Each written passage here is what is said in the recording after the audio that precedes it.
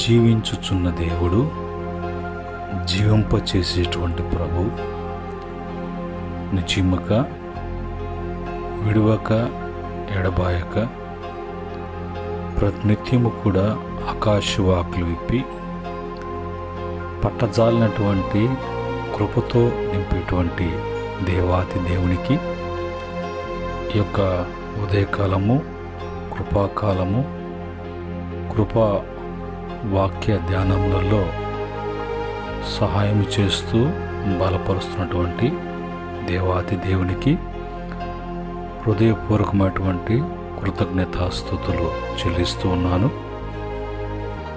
అలాగనే మరి ఈ యొక్క కృపా వాక్య ధ్యానాలలో పాలు పంపులు కలిగి తమ వంతు వింటూ బలపడుతూ అనేక మందికి కూడా తెలియచేస్తూ ఉన్నటువంటి వారికి ప్రభు పేరిట మీకు వందనాలు, ప్రభు పేరిట మీకు శుభములు తెలియచేస్తూ ఉన్నాను.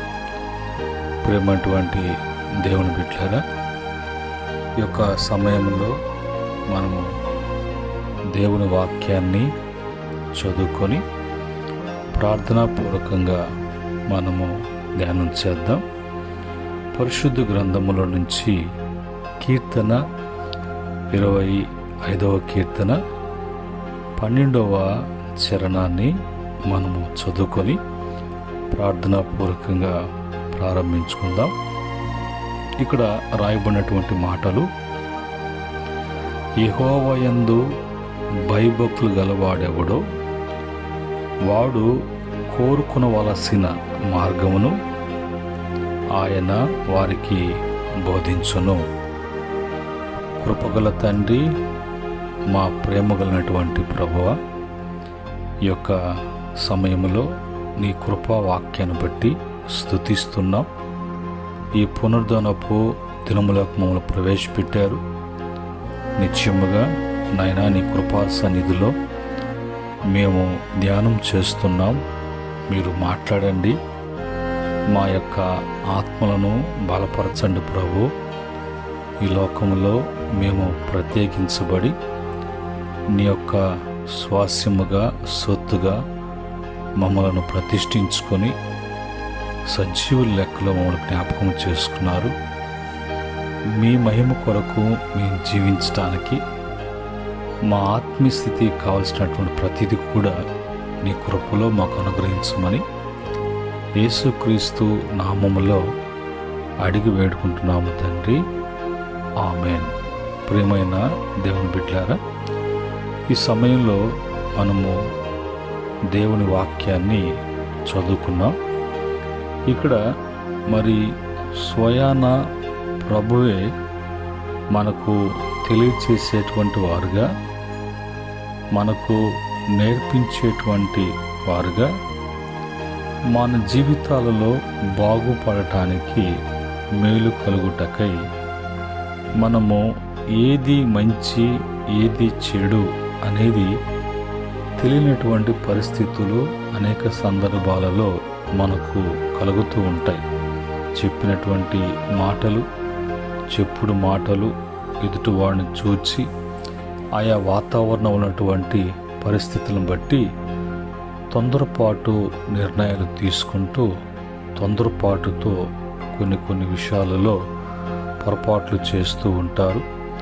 ఆ పొరపాట్ల ప్రభావము చివరకు వచ్చే లోపల నష్టాన్ని కొని తెచ్చుకున్నట్లుగా, బాధలు వారికి వాళ్ళు పిలిచినట్లుగా, మరి ఉన్నటువంటి మరి వివాదాలు, కలహాలు అన్నీ కూడా వారితో కూడా ఉండునట్లుగా, వారికి మనశ్శాంతి లేకుండా, సమాధానం లేకుండా, ముందుకు వెళ్లకుండా, వెనక్కి వెళ్లకుండా, అయోమయమైనటువంటి పరిస్థితుల్లో ఉండేటువంటి సందర్భాలు చాలా కలుగుతూ ఉంటాయి. అలాంటివి మరి అనుభవించినటువంటి అనుభవాలు ఉన్నటువంటి బిడ్డలు కూడా చాలామంది మనం చూస్తూ ఉంటాం. వాళ్ళ సాక్ష్యాలు కూడా చెప్తూ ఉంటారు. వాటన్నిటి నుంచి బయటపడిన తర్వాత వాళ్ళు సాక్ష్యాలు చెప్తూ ప్రభు సన్నిధిలో పశ్చాత్తాపడుతూ ఉంటారు. అయితే ప్రభు తన బిడ్డలను, తన భక్తులను, ఒక మాటలో చెప్పాలంటే ఆయనను అనుసరించేటువంటి వారును, ఆయనకు లోబడి విధేయత కలిగి ప్రవర్తించేటువంటి వారు, అనుసరించేటువంటి వారు ఎవరంటే భక్తి కలిగినటువంటి వారు, దేవుడంటే భయభక్తులు కలిగినటువంటి వారు. అలాగా ఆయనంటే భయపడుతూ, ఆయన యందు భయభక్తులు కలిగి ఉండుతూ, లేదంటే ఆయనకు లోబడి అనుసరించేటువంటి వారంటే దేవుడు వారి విషయంలో ఆయన ప్రత్యేకమైనటువంటి బాధ్యత ఆయన తీసుకున్నటువంటి ప్రభువుగా ఉన్నారు. ఎందుకంటే తన యొక్క మాట వింటున్నారు. ఆయన ఏమైతే ఉద్దేశించి ఆయన బోధిస్తున్నారో, ఉపదేశిస్తున్నారో, మనం ఏం తీసుకోవాలి, ఏమి కొనాలి, ఏమి కోరుకోవాలి, ఎలాంటి కోరికలు మనలో ఉండాలి, ఏ కోరిక మన జీవితాన్ని పతనం చేస్తుంది, ఏ కోరిక మనలను తృప్తిపరుస్తుంది, ఇవన్నీ కూడా మనకు దేవుడే బోధించాలి, ఆయనే తెలియచేయాలి. మనకంటూ మనము ఒకవేళ తెలుసుకోవాలి అనేటువంటి ప్రయత్నము చేయరు. ఎందుకంటే ఆ సమయంలో, ఆ గడియలలో, ఆ తొందరపాటు, ఆ యొక్క ఒకవేళ దురాశ, ఆతృత అనేది అలాంటివి ఆలోచింప చేయకుండా ముందు అది కలిగి ఉండాలి, అది తెచ్చుకోవాలి, అది నేను అనుభవించాలి అనేటువంటి ఆలోచనలే ఉంటాయి. కానీ వారు ఇది నాకు మంచిదేనా, నాకు అవసరమేనా, ఇప్పుడు ఇది నాకు కావలసి ఉన్నదా అనేటువంటి ఆలోచనలు సహజంగా మానవునికి అవి కలగకుండా ఉంటాయి. అయితే ప్రభు నమ్మదగినటువంటి దేవుడు, తన భక్తులు, తన బిడ్డలు, వాళ్ళు తన యందు భయభక్తులు కలిగినటువంటి వారుగా ఉన్నారు. కాబట్టి వాళ్ళు ఏమి కోరుకోవాలో, ఏ మార్గాన్ని కోరుకోవాలో ఆయన వానికి ఆయన బోధించేటువంటి దేవుడిగా ఉన్నాడు. ఆ క్రమంలో మనము కోరుకోవలసినటువంటి వాటిని గురించి భక్తులు అనుభవాల నుంచి, వాక్యపు అనుభవాల నుంచి మనం తెలుసుకోవటానికి వాక్యం వద్దకు వెళ్ళినప్పుడు కీర్తన 119వ కీర్తన 30వ చరణములో అక్కడ భక్తుని అనుభవాన్ని మనం చూసినప్పుడు, సత్య మార్గమును నేను కోరుకొని ఉన్నాను, నీ న్యాయ విధులను నేను నా ఎదుట పెట్టుకుని ఉన్నాను. కనుక సత్యమున్నది, న్యాయమున్నది. పొరపాటు చేయటానికి, పొరపాట్లు జరగటానికి, ఒకవేళ ఏ కారణం చేతైనా కూడా ఆ తప్పిపోవటానికి, ఒకవేళ దిగజారిపోవటానికి, తొట్టిల్లటానికి ఎలాంటి ఆస్కారము ఉండదు. అలాంటి ఆస్కారము లేకుండా దేవునికి ప్రియమైనటువంటి భక్తులుగా వాళ్ళు కనిపిస్తున్నారంటే, తమ భక్తి జీవితంలో వాళ్ళు వృద్ధి చెందుతూ ఉన్నారంటే, దేవుని యొక్క దృష్టిలో భక్తులుగా వాళ్ళు వర్ధిల్లుతూ అంతకంతకి వారి యొక్క స్థితి స్థాయి ఎదుగుతూ ఉన్నది అని అంటే, వాళ్ళు సత్య మార్గాన్ని కోరుకున్నారు, న్యాయ విధులను వాళ్ళు ఎదుట ఉంచుకున్నారు. కాబట్టి తప్పు చేయటానికి, పాపం చేయటానికి ఎలాంటి ఆస్కారం లేదు. కనుక మనము కూడా ఆ క్రమంలో లోకములో ఉన్నటువంటి వాటిని కాకుండా దేవుడు మనకై ఇచ్చినటువంటి ఆయన యొక్క పరిశుద్ధమైనటువంటి బైబిల్ గ్రంథములో ఉన్నటువంటి మాటలలో మనకు సత్యము బోధిస్తుంటుంది.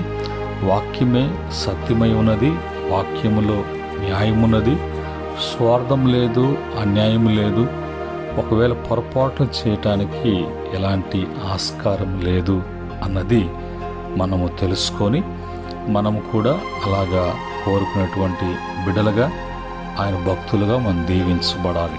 రెండవదిగా 119వ కీర్తన 173వ చరణములో, నేను నీ ఉపదేశములను కోరుకుని ఉన్నాను, నీ చెయ్యి నాకు సహాయము చేయునుగాక. దేవుడే స్వయముగా అతనికి సహాయము చేస్తున్నాడంటే దేవుని చేతి వలన సహాయము పొందుకుంటూ ఉన్నాడు అనంటే అతను కోరుకున్నటువంటిది ఏంటి అంటే, దేవుడు ప్రతిరోజు, ప్రతి దినము, ప్రతి గడియ మరి ప్రభు ఆయన ఉపదేశిస్తూ ఉంటాడు. మనకి అన్ని కోణాలలో, అన్ని రంగాలలో మనకు ఉపదేశము అందించబడుతూ ఉంటుంది. ఆ ఉపదేశము మనలో ఉన్నప్పుడు ఉపదేశాన్ని నేను ప్రభు ఘనపరుస్తాను అని అంటారు. ఇప్పుడు నీకు ఉపదేశము చేసేదను, నువ్వు నడవలసినటువంటి మార్గములను నీకు బోధించేదను, నిన్ను స్థిరపరచేదను. అంటే ఈ లోకములో మనిషి యొక్క మనస్తత్వము చంచలమైనటువంటి మనస్తత్వం. రెండు మనసులు కలిగినటువంటి వారుగా నిలకడలేనటువంటి జీవితము మానవుని యొక్క జీవితం. అలాగా నిలకడలేనటువంటి పొట్టు వంటి గాలికి ఎగరకొట్టేటువంటి చెత్తలాగా, పొట్టులాగా మనము మరి ఉండక అస్థిరులుగా జీవించకుండా ప్రభు యొక్క స్థిరమైనటువంటి పునాది మీద కట్టబడినటువంటి జీవితాలుగా, స్థిరులుగా కదలక నిత్యము ఫలించేటువంటి వారుగా మనం ఉండాలి అని అంటే దేవుని యొక్క ఉపదేశాన్ని మనం కోరుకున్నప్పుడు ప్రభు ఇవన్నీ కూడా ఆయన చెయ్యి మనకి సహాయము చేసేటట్లుగా ఉంటుంది. మూడవదిగా చూసినప్పుడు కీర్తన 12వ కీర్తన 5వ చరణములో, బాధపడు వారికి చేయబడిన బలాత్కారమును బట్టి మరి దరిద్రుల నిట్టూర్పులను బట్టి నేనిప్పుడే లేచెదను, రక్షణను కోరుకున్న వారికి నేను రక్షణ కలుగు చేసేదను అని యెహోవా సెలవిచ్చుచున్నాడు. స్వయాన ప్రభువే మాట్లాడుతున్నారు. మరి బాధ అనేది, బలాత్కారం అనేది లోకములో విచ్చలవిడైపోయింది. మరి ఎదుటివాడు బాధపడుతుంటే చూసి నవ్వేవాళ్ళు, బాధపడుతూ అదొక మరి విలాసముగా ఆనందిస్తూ అది ఒక మనుషుల జీవితాలలో అదొక సంతోషం అయిపోయింది. అయితే అది ఎదుటివాడి హృదయాన్ని, ఆ మాట, ఆ ప్రవర్తించిన ప్రవర్తన వాళ్ళని గేలి చేయటానికి, హేళన చేయటానికి కొన్ని ఫ్రాంక్ రీల్స్ చేస్తూ ఉంటారు.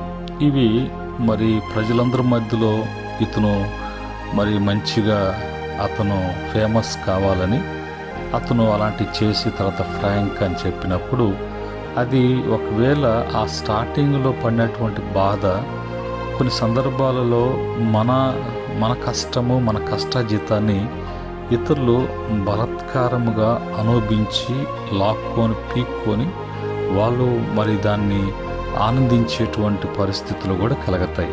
వాటన్నిటిలో నుంచి మనకు కలిగేటువంటి ఆ నిట్టూర్పును బట్టి దేవుడు ఇప్పుడే నేను లేచెదను, వాటన్నిటిలో నుంచి రక్షణ కోరుకున్నటువంటి వారికి నేను రక్షణ కలుగు చేసేదను.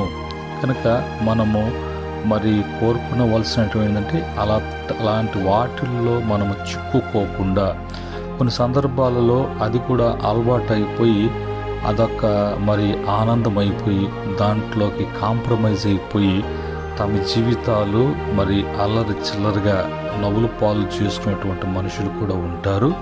కనుక చివరికి వారి జీవితాలలో ఏది కూడా కలిగి ఉండలేనటువంటి పరిస్థితి కూడా కలుగుతుంది. అలాంటివి కాకుండా ఇంకా వాటిలాంటి వాటిలో చిక్కుకోకుండా నువ్వు రక్షణ కోరుకున్నప్పుడు ఆ రక్షణ ప్రభు నీకు ఇచ్చి అలాంటివి ఏది కూడా లేకుండా నెమ్మదితో కూడినటువంటి, శాంతితో కూడినటువంటి, సమాధానము, సంతోషంతో కూడినటువంటి జీవితాన్ని ప్రభు మీకు ఆయన ఇవ్వగలడు అనే మాట మనకి బహుతేటగా దేవుని వాక్యం ద్వారా ప్రభు మనకు తెలియచేస్తున్నారు. అలాగనే 4వ మాటకు వచ్చినప్పుడు ద్వితీయోపదేశ కాండము 30వ అధ్యాయము 20వ వచనములో అక్కడ మరి మంచి మాటలు మన కొరకు వ్రాయించి ఇచ్చారు ప్రభు. ఏమని రాయబడినాయంటే, మీ పితరులైన అబ్రహాము, ఇస్సాకు, యాకోబులకు ఆయన ప్రమాణం చేసిన దేశములో మీరు నివసించున్నట్లు యెహోవాయే మీ ప్రాణమునకు, మీ దీర్ఘాయుష్నకు మూలమునై ఉన్నాడు. దేవుడే మన ప్రాణానికి, మన దీర్ఘాయుష్కు మూలమై ఉన్నాడు. అలాగ మీరు ఉంటారో ఉంచుతాను అని మన పితరులైనటువంటి అబ్రహాముకు, ఇస్సాకుకు, యాకోబుకు ఆయన ప్రమాణం చేసి ఇచ్చినటువంటి దేశం. కాబట్టి నీవును నీ సంతానమును బ్రతుకుచు నీ ప్రాణమునకు మూలమునైన నీ దేవుడైన యెహోవాను ప్రేమించి ఆయన వాక్యమును విని హత్తుకొని నట్లు జీవమును కోరుకొనుడి. అది మనం మన జీవం కోరుకోవాలి. మనమే కాదు, మన తరాలు కూడా బ్రతికి ఉండాలి అని అంటే ప్రభువును ప్రేమించి ఆయన వాక్యాన్ని ఎప్పుడు కూడా హత్తుకొని ఉండునట్లుగా, ఆ వాక్యము మన హృదయమైనటువంటి పలకల మీద రాసుకునేటువంటి వారముగా, ఎప్పుడు కూడా మన కళ్ళ ఎదుట మెలుగుతున్నట్లుగా, ఎప్పుడు కూడా మన హృదయ ధ్యానముగా ఉండునట్లుగా ఉన్నప్పుడు మనకే కాదు, మన సంతానానికి కూడా దేవుడు ఆయన ప్రాణమునకు, దీర్ఘాయుష్నకు ఆయన మూలమునై ఉన్నాడు. మన సంతానాన్ని, మనల్ని బ్రతికించేటువంటి దేవుడుగా ఉన్నాడు. కనుక అలాగా మనము ఎప్పుడు కూడా ప్రేమించి, అంటే ఆయన చెప్పినట్టుగా వింటూ ఆయన వాక్యాన్ని మాత్రమే మనము హత్తుకుని ఉండాలి. లోకములో మరి పలు విధమైనటువంటి వాక్యాలు మనకు చెప్తూ ఉంటారు, దుర్బోధ అని అంటారు. మరి రకరకాలైనటువంటి బోధలు వచ్చేసాయి. ఆ బోధలు ఏది కూడా మనిషిని బాగుపరిచేవి కాదు. ఆ బోధలన్నీ కూడా దేవునికి దగ్గర చేసేవి కాదు. ఆ బోధలంతా స్వార్థం కొరకు, స్వలాభము కొరకు చేస్తున్నటువంటి బోధలు. ఆ బోధల్లో విశ్వాసం అవసరం లేదు, భక్తి అవసరం లేదు, భయం అవసరం లేదు, క్రమశిక్షణ అవసరం లేదు, ఒక క్రమము, పద్ధతి అనేది అవసరం లేదు. ఎట్లా పడితే అలాగా జీవించవచ్చు.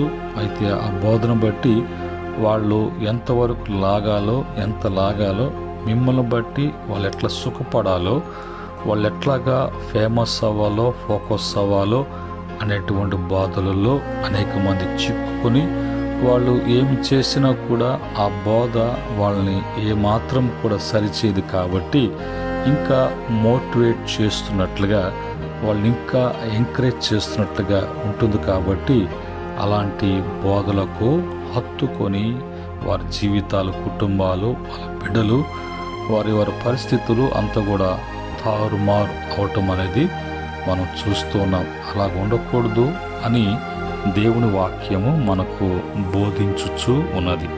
అలాగనే భక్తులు ఈ లోకంలో వాళ్ళు ఉన్నప్పుడు వాళ్ళు కోరుకున్నటువంటిది అపోస్తలుడైనటువంటి పౌలు గారు ఆ ఫిలిప్పీ పత్రిక 1వ అధ్యాయము 21-22 వచనాలలో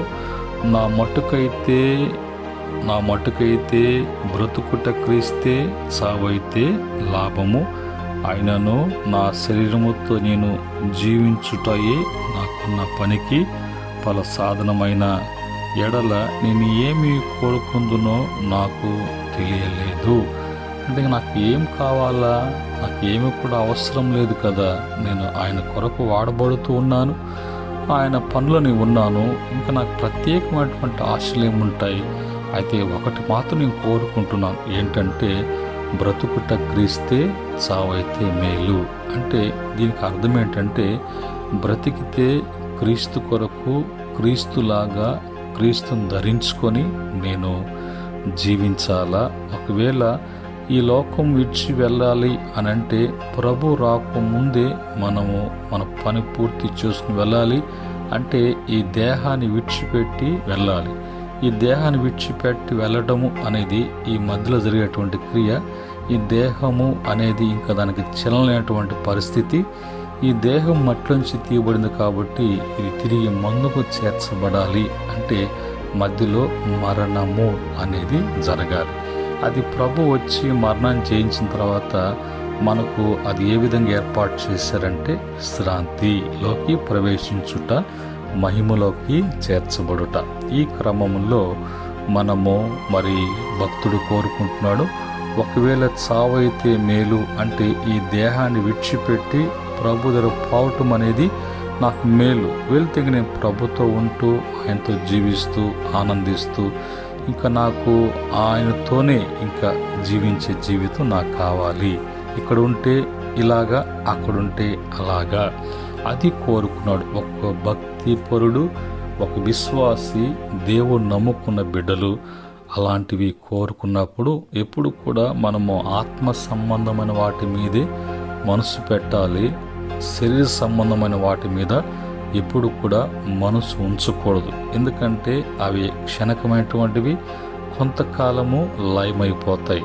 శాశ్వతం అనేది మనకు పరలోకము, పర సంబంధమైన వాటివి, ఆత్మ సంబంధమైనటువంటి వాటివే. అలాంటివి మనం కోరుకోవాలి. ఆ క్రమంలో మనుషులు ఏమి కోరుకుంటున్నారు, భక్తులు ఏమి కోరుకున్నారు అని చూసినప్పుడు, మనుషులు ఆ దినాల్లో ప్రభు అంత గొప్ప కార్యాలు చేసినప్పుడు దేవుడు కాకుండా ఇశ్రాయేలు ప్రజలు ఇతర దేవతలను కోరుకుంటున్నట్లుగా, కొంతమంది జారత్వము కోరుకున్నటువంటి వారుగా, కొంతమంది తిరుగుబాటు చేసి వాళ్ళు అనుకున్నది నిలబెట్టుకోవటానికి అన్నట్టుగా, కొంతమంది మరి కలహమును, పోరును కోరుకునేటువంటి వారుగా, కొంతమంది అబద్ధములాడి ధనమును కానీ ఏదైనా కూడా సంపాదించుకోవటానికి, రాబట్టుకోవటానికి, మరి కొంతమంది జీవితంలో చూసినప్పుడు మరి వారి యొక్క జీవితాలలో శాస్త్రులు, పరిసయ్యులు, సద్దుకయ్యులు ఉన్నారు.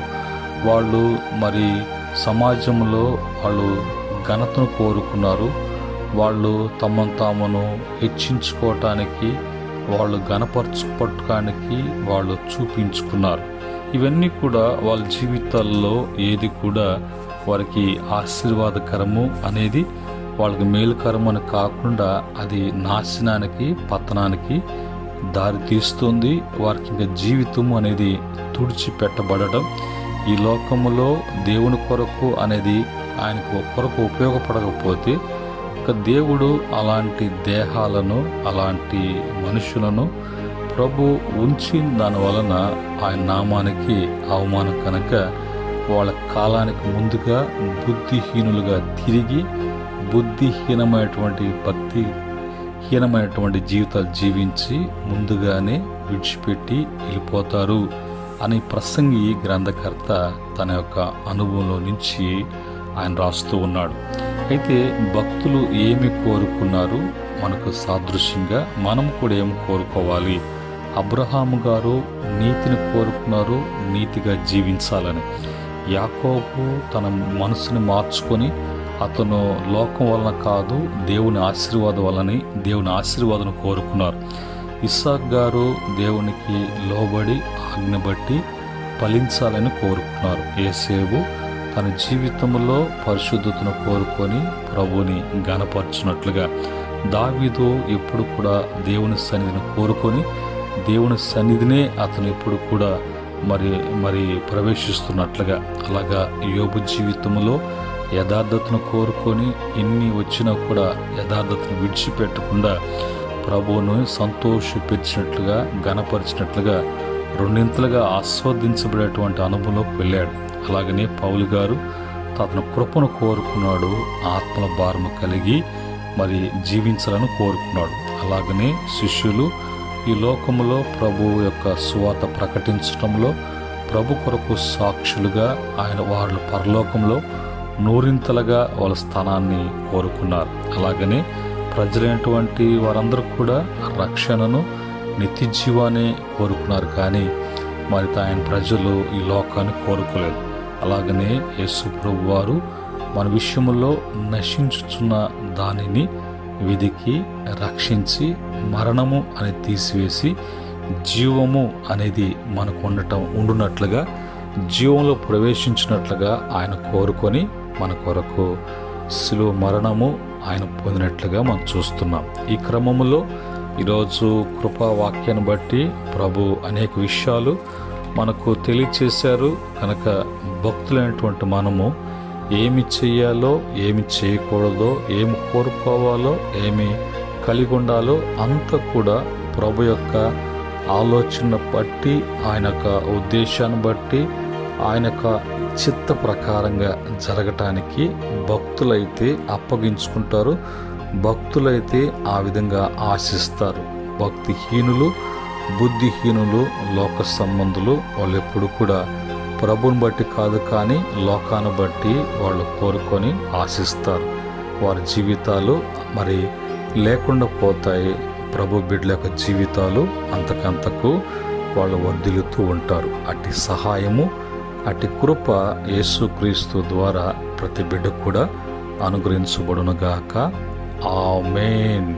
ప్రేమగల తండ్రి, పరిశుద్ధుడా, ఈరోజు కృపా వాక్య ధ్యానంలో మాకు అనేక మంచి విషయాలను మాకు బయలుపరిచారు. ఈ మాటలు వింటున్న బిడ్డలు, ఈ వాక్యము ఎంతమంది ప్రజల మధ్యలోకి వెళుతున్నదో వాళ్ళను ఈ యొక్క వాక్యం ద్వారా అనేక మంది తెలుసుకొని వాళ్ళు కోరుకునవలసినటువంటిది నిన్ను బట్టి వాళ్ళు కోరుకునటానికి సహాయం చేయండి. తద్వారా వాళ్ళందరూ కూడా దీవించబడాలి, బహుగా అభివృద్ధి చెందాలి, నీ నామ మహిమ కొరకు ఫలించాలి. అట్టి సహాయాన్ని అనుగ్రహించమని, మహిమ తెచ్చుకోమని, ఈ దినమంతట్లో పునరుద్ధాన ఆరాధనలో పాల్గొని పరిపూర్ణమైనటువంటి ఆశీర్వాదముతో, సంఘములో ఉన్నటువంటి మేళ్లతో వాళ్ళు తృప్తి కలిగి ఉండటానికి, తిరిగి వారమంతా కూడా నీ సంఘములో మీరు తృప్తిపరుస్తూ పంపిస్తున్నటువంటి ఆశీర్వాదాన్ని బట్టి వర్ధిల్లటానికి కృప దయచేయమని యేసుక్రీస్తు నామములో అడిగి వేడుకుంటున్నాము తండ్రి. ఆమేన్. పరమ తండ్రి దేవుని యొక్క ప్రేమ, రక్షకుడైనటువంటి యేసుక్రీస్తు కృప, పరిశుద్ధాత్మ యొక్క అన్యోన్య సహవాసము, కాపుదల, సంరక్షణ, దీవెన ఈ వాక్యం వింటున్న బిడ్డలకును సకల పరిశుద్ధులకును ఆయన దాసులకును సదా తోడై ఉండి నడిపించునుగాక. ఆమేన్. దేవుడు మిమ్ములను, మీ కుటుంబాలను కలిగిన యావత్తును కూడా దేవుడు కృపను బట్టి ఆస్వాదించి వృద్ధిపరచునుగాక. ఆమేన్.